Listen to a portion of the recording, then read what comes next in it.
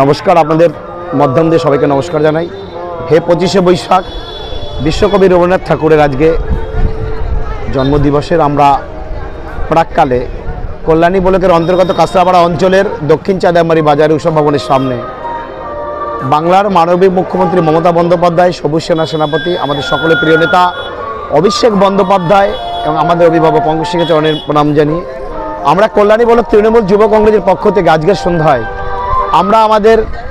দক্ষিণ চাঁদামারি এলাকার 200 ছেলে মেয়েকে উচ্চ মাধ্যমিক যারা উত্তীর্ণ হয়েছে তাদেরকে এবং তাদের সাথে সাথে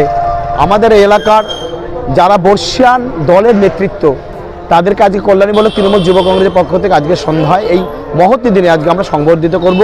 তারপর আমাদের এলাকার ছোট ছোট কচিকাতা ছেলে মেয়েদের নিয়ে একটা সান্ধ্যকালী সাংস্কৃতিক সন্ধ্যা।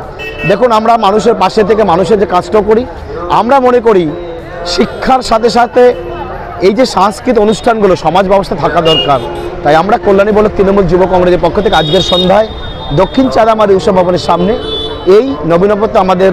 বিশ্বকবি রবীন্দ্রনাথ ঠাকুরকে স্মরণ করে রাখবার জন্য তার চরণে প্রণাম জানিয়ে আজকের এই অনুষ্ঠানে আমরা ব্যবস্থা করেছি। দেখুন, আপনাদের মাধ্যমে আবার বলি, মোবাইল যতই মানুষের হাতের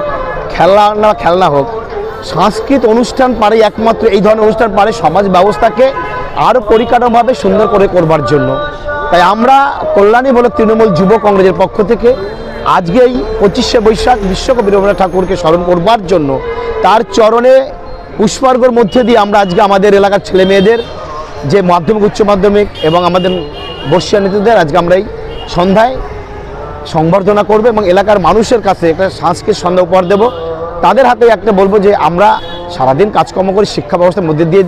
এলাকার আরও পরিকাঠামো করবার জন্য এরকম সাংস্কৃতিক সন্ধ্যার প্রয়োজন আছে।